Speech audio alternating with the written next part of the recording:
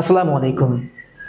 আজকে আমরা যে বিষয়টি সম্পর্কে জানব সেটি আমাদের ডে টু ডে অ্যাক্টিভিটির জন্য অনেক ইম্পর্টেন্ট। যেটা তুমি ডাক্তারের একটা ফার্মেসিতে গেলে অহরহই দেখতে পাবা যে আমাদের হাতের এখানে একটা যন্ত্র দিয়ে তারা কিছু একটা মাপতেছে। এটা কি? এটা হচ্ছে ব্লাড প্রেশার বা রক্তচাপ। তো আজকে আমরা এই রক্তচাপ কিভাবে আমাদের বডিতে মেনটেন হয় সেটা সম্পর্কে একটু আলোচনা করব। দেখো, রক্তচাপ মেনটেন হয় মেনলি চারটা মেকানিজম। একটাকে বলা হয় ব্যারো রিসেপ্টর, একটা হচ্ছে কেমো রিসেপ্টর, একটি হচ্ছে এডিএইচ মেকানিজম এবং অন্যটি হচ্ছে থার্স্টি। এখন চলো আমরা একটি একটি করে শিখি। ফার্স্ট হচ্ছে ব্যারো রিসেপ্টর। জিনিসটা কি? ব্যারো মানে হচ্ছে প্রেশার। তোমার জানো না যে এই পরিবেশের চাপ নির্ণয়ের জন্য আমরা একটা যন্ত্রই ব্যবহার করি যাকে বলা হয় ব্যারোমিটার। অর্থাৎ ব্যারো মানে হচ্ছে চাপ বা প্রেশার। এখন দেখো, এই যে বাম ভেন্ট্রিকল বা বাম নিলয়, এই বাম নিলয় থেকে কিন্তু সমস্ত রক্ত আমাদের শরীরে প্রবাহিত হয় কোন পথ দিয়ে? এই মহাধমনী দিয়ে বা অ্যাওর্টা দিয়ে। এই অ্যাওর্টা বা মহাধমনী দিয়ে বাম ভেন্ট্রিকলের যত রক্ত আছে সব রক্ত আমাদের পেরিফেরিতে প্রত্যেকটা অর্গানে সাপ্লাই দেয়। তাহলে বাম ভেন্ট্রিকল থেকে রক্ত যে বেরোয় এটা কিন্তু অনেক ফোর্স নিয়ে, অনেক গতি নিয়ে বের হয়। এই ফোর্সটাকে, এই গতি বা প্রেশার, এই চাপটাকে সহ্য করার জন্য বা মেজর করার জন্য এই যে অ্যাওর্টিক আর্চ মানে কি? অ্যাওর্টা মানে মহাধমনী, আর আর্চ মানে হচ্ছে বাঁক, মানে এই মহাধমনীর এই যে বাঁক, এই বাঁকে একটা মেশিন লাগানো থাকে। আর একটা থাকে হচ্ছে ক্যারোটিড আর্চ। ক্যারোটিড আর্চ কি? এইটা হচ্ছে ক্যারোটিড ধমনী। তো এইটা আমাদের মস্তিষ্কের ভিতরে যায়। তো এইখান থেকে সেটা আবার দুই ভাগে ভাগ হয়ে যায়। তো এই দুই ভাগে ভাগ হওয়ার সময় এইখানে আর একটা রকম বাঁক তৈরি করে। এই বাঁকেও একটা রিসেপ্টর বা একটা মেশিন বসানো থাকে। এই মেশিন দুইটার কাজ কি? দেখো, রাস্তার কর্নারে কিন্তু প্রেসার বেশি। মানে যদি তুমি একটা পানি যাওয়ার একটা ব্যবস্থা করো, যদি দেখো পাইপটাকে একটু বাঁকায় দাও, তাহলে ওই বাঁকানো জায়গায় দেখবা পানি যে বেশি বেশি বাড়ি খায়, মানে ওইখানে চাপটা বেশি পড়ে। সো অবভিয়াসলি এইখানে রক্তের চাপটা নর্মালের চেয়ে বেশি থাকবে। সো রক্তের চাপ মেজার করার জন্য এইখানেই আমাদের রিসেপ্টর গুলো দরকার। এরা কি করে? এরা বসে বসে দেখে যে রক্তের চাপ কেমন। তারা অপটিমাম একটা প্রেসার জানে যে হ্যাঁ, আমাদের রক্তের চাপ হচ্ছে সিস্টোলিক ব্লাড প্রেসার থাকবে 100 থেকে 140 এর ভিতরে, আর ডায়াস্টোলিক ব্লাড প্রেসার থাকবে 60 টু 90 এর ভিতরে।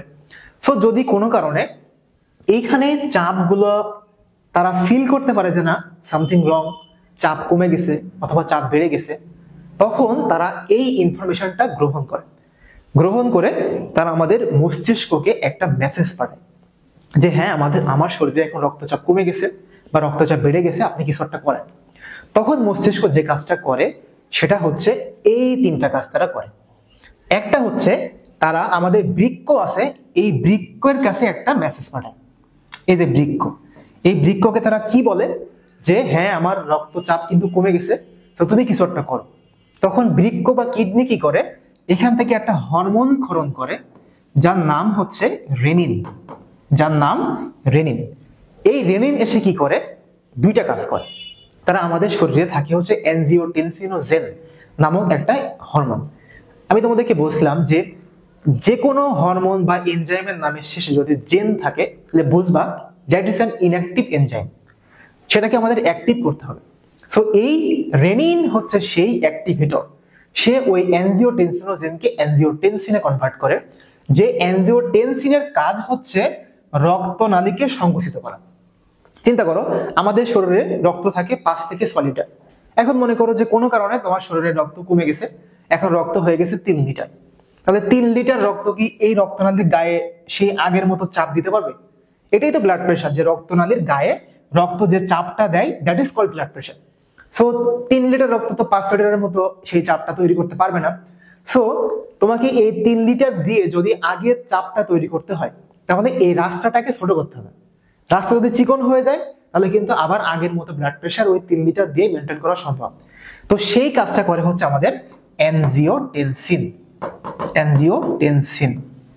এই অ্যানজিওটেনসিন কি করে? এই রাস্তাটাকে চিকন করে দেয়, চিকন করে রক্তের চাপটা নিয়ন্ত্রণ করে। এবং সে আরো একটা কাজ করে, সে একটা হরমোন তৈরি করে, তার নাম হচ্ছে অ্যালডোস্টেরন।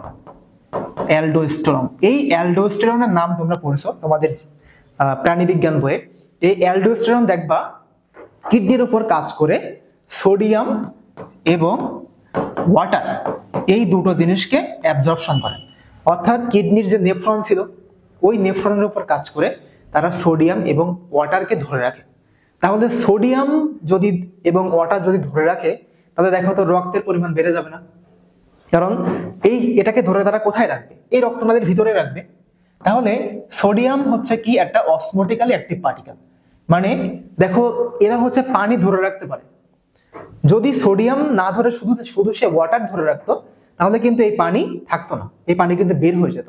সো সোডিয়াম আর ওয়াটার যখন সে ধরে রাখে তখন রক্তের পরিমাণটা অটোমেটিক্যালি বেড়ে যেয়ে ব্লাড প্রেশারটা মেনটেন হয়। এবং এই যে মস্তিষ্কে সে আরো একটা মেসেজ পাঠায়, তখন মস্তিষ্ক থেকে আরো একটা হরমোন আসে যাকে আমরা বলি ADH। এই ADH মানে হচ্ছে অ্যান্টি ডায়ুরেটিক হরমোন। তোমরা কি চা খাইছো? চা, কফি এগুলো খেলে দেখবা যে বেশি বেশি পরিমাণ আমাদের ইউরিনেশন হয়, আমাদের প্রস্রাবের মাত্রাটা বেড়ে যায়, বেশি বেশি প্রস্রাব হয়। তো এগুলো হচ্ছে ডায়ুরেটিক সাবস্টেন্স। আর ADH মানে কি? যেটা অ্যান্টি ডায়ুরেটিক, মানে যেটা আমাদের মূত্রের পরিমাণ কমায় দেয়। সো যদি মূত্রের পরিমাণটা কমে যায় তার মানে কি আমাদের শরীরের ভেতরে তখন পানি রিজার্ভ হবে, আর পানি রিজার্ভ হলে কিন্তু রক্তচাপ বেড়ে যাবে। এটা একটা মেকানিজম।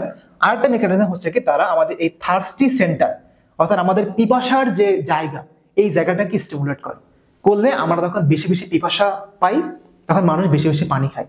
আর পানি খেলে কি হবে? কিছু পানি ইউরিন দিয়ে বা প্রস্রাব দিয়ে বের হয়ে যাবে, আর কিছু পানি আমাদের রক্তের মধ্যে থেকে যাবে। তো দেখো তো ওই যে প্রস্রাব দিয়ে যে পানিটা বের হবে সেটাকে তো একটু হলেও বাধা দিচ্ছে এই ADH। সো এখন কিন্তু প্রস্রাবের মাধ্যমে বেশি পানি বের হবে না, তাহলে ম্যাক্সিমাম অ্যামাউন্ট অফ পানি কিন্তু আমাদের রক্তের ভিতরে চলে যাবে এবং রক্তের পরিমাণ বেড়ে রক্তচাপ আবার নর্মালাইজ হয়ে যাবে। তো আলটিমেটলি এইভাবেই আমাদের শরীর রক্তচাপকে মেনটেন করে সিস্টোলিক ব্লাড প্রেশার 100/140 এবং ডায়াস্টোলিক 60 to 90 এইভাবে তারা মেনটেন করে। আজকে এই পর্যন্তই, সবাইকে ধন্যবাদ।